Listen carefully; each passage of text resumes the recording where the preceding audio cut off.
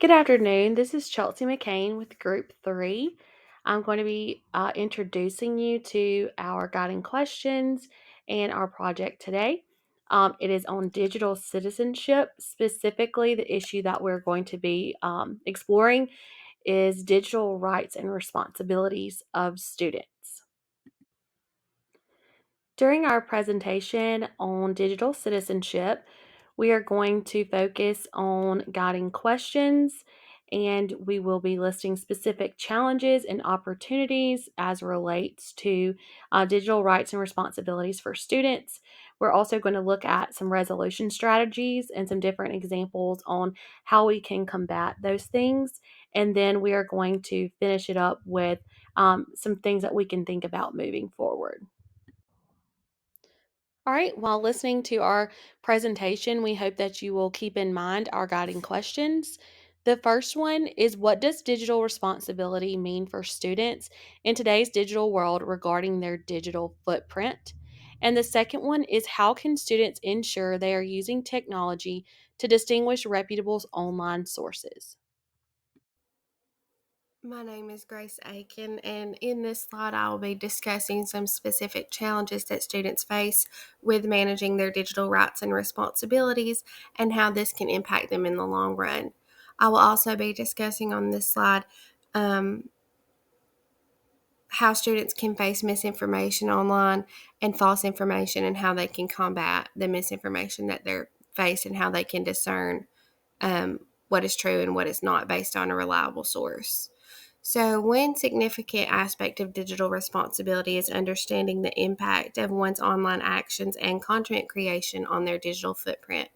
Students may struggle with managing their digital footprint effectively, including being mindful of the long term consequences of their online behavior, such as the potential impact on their reputation, college admissions, or future job opportunities. Balancing the desire for self expression and participation in online activities with the need to maintain a positive and professional digital presence presents a challenge for students navigating digital responsibility. In today's digital landscape, students are constantly exposed to a vast amount of online information, some of which may be misleading or false. One challenge students face is discerning between accurate and inaccurate information and taking appropriate actions to combat misinformation. This challenge involves developing critical thinking skills to evaluate sources, verifying information before sharing it, and actively participating in efforts to promote media literacy and fact checking initiatives within their online communities. Some key points of our presentation include the long term effects of one's digital footprints and students facing misinformation online. Students often struggle with understanding the long term consequences of their online actions and their content creation. The internet is flooded with vast amounts of misinformation, making it difficult to determine what is accurate.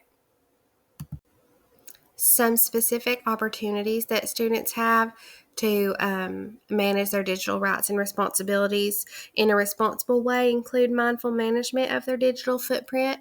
This ensures long term reputational integrity for students. Understanding the significance of their online actions and content creation is crucial as it directly impacts their digital footprint. By being conscious of the long term consequences, such as effects on reputation, college admissions, or future job opportunities, students can navigate their digital presence more effectively. In today's digital realm, students encounter a plethora of online information, some of which may be misleading or false. Learning to critically evaluate sources, verify information, and discern biases is crucial for making informed decisions and combating misinformation. By prioritizing critical thinking and media literacy skills in education, educators can equip students to navigate the digital world confidently and responsibly, preparing them for success in an informational rich society. To wrap up and summarize these three slides, digital footprint awareness is mindful management of digital footprints and can ensure long term reputational integrity for students. Media literacy skills are important. To develop media literacy, empower students to navigate the digital landscape responsibly. And navigating between accurate and misleading information online requires students to develop critical thinking skills. The idea of, posting and having a lot of people see it can definitely be kind of scary. If you're a teenager, you're going to make bad decisions sometimes. They can screenshot it, they can do so many things to save that, and they can edit it in ways that you won't want them to. Whether or not you think it'll go away, it's there. Anything you post online, you're stuck with. Oversharing to me is putting too much of your personal life in front of a wide audience of people. Posting something for the sake of showing that you're there and maybe not because you're actually having that great of a time. Posting about things that people don't necessarily think are significant, but they're just kind of posting to be posting. What you share and how often you share is going to affect the way that somebody views you. Just because I'm going to post all the time, that doesn't mean that you're going to get all the attention. That doesn't mean that everybody's going to like you. For example, people have like Finstas or spam accounts where they just like post random stuff, and sometimes they get too personal with what they're talking about on there. Things that are meant to be texted one-to-one, people tend to post online so 50 other people can see their plans for tomorrow or the next weekend. You could be doing something like that could potentially endanger yourself by making your account public and saying too much about where you live or who you are. When I'm in like a cool location and I want to show everybody where I am, but most of the time I'll just tag where I am on like a Snapchat story so people can know. So once you put something online, it can be there forever because people might take screenshots, they might record it, they might save it. I don't think people don't realize that it's going to be there forever. I think they just don't care. A lot of people have this mentality of like, what I'm doing is very insignificant. Why is anyone going to care about this? You should be cautious of what you post. Don't post your pictures and think like, okay, nobody's seeing me, nobody's screenshotting me, nobody doing nothing, because people doing that, you're just not gonna know. Your Snapchats, despite the fact that they only last, 4 to 8 seconds, they're still there. Your Instagram stories that go away after 24 hours, they're still there. Anything that is posted, anything that's up, no matter what happens, even if you leave it up for a minute and take it down, it's there as soon as you put it up there. No one's going to scrutinize everything that you say the same way that you might. You are not obliged to post every second of your life in order to please what you might seem as the majority of people. So when you feel like you have to post all the time, when you feel like you have to do this in order to get fame and attention, you don't. It's not your job. That's something you always have to be thinking about. What do you want people to remember you on social media as?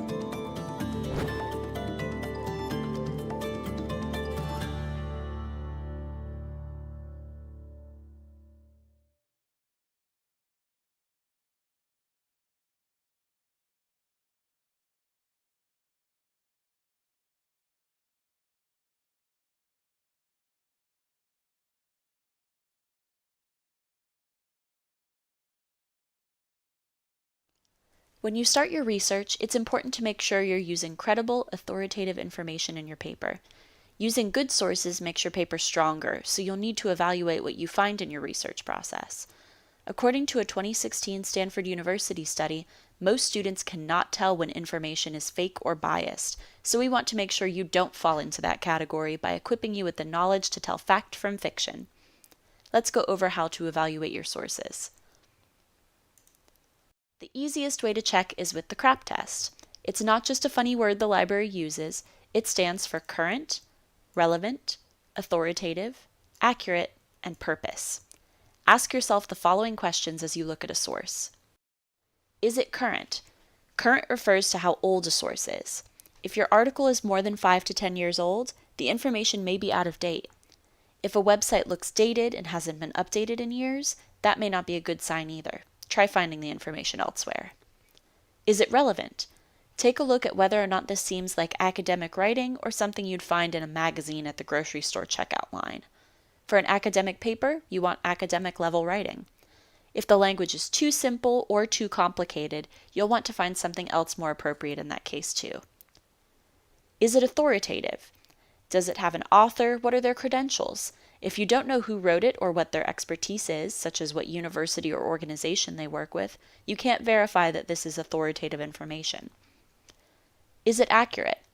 If there are claims being made and statistics being thrown around, where are their sources? If they don't have a source for that information, you won't be able to fact check. If it's a scholarly journal article, it goes through a peer review process, meaning that a group of experts verified that information for you, so you can always count on a good journal article. Finally, what is its purpose? You want to find information that is written to inform or educate, not to entertain. If there's a lot of advertising, its purpose might be to sell you something, which is not a good sign.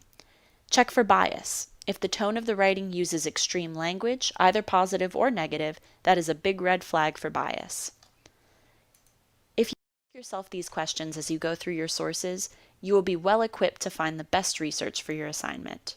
If you are ever unsure if a source is appropriate, just ask a librarian. Good luck! So 2 resolution strategies that we found for our 2 guiding questions that we had today. First, about a student's digital footprint. One thing that a school can do is teach students about their digital footprint by organizing a digital audit. Students research and evaluate their online presence, reflect on potential impacts, and develop action plans for managing their digital footprint. Through this hands on activity, students can gain insight and practical skills for responsible online behavior. In addition to being aware about your digital footprint, we also consider the effects of finding reputable sources. And so, one effective method to teach students to determine reputable sources online is through the CRAAP test. This test encourages students to evaluate the currency, relevance, authority, accuracy, and purpose of the information. By considering factors such as the publication date, author's credentials, and potential biases, students can develop critical thinking skills to discern credible sources from unreliable ones. On this slide, you'll find links to 2 different articles that both correlate with our 2 guiding questions, one on finding reputable sources through the CRAAP test, and along with a teacher that was able to conduct a personal data privacy audit with his class to help them evaluate their digital footprint.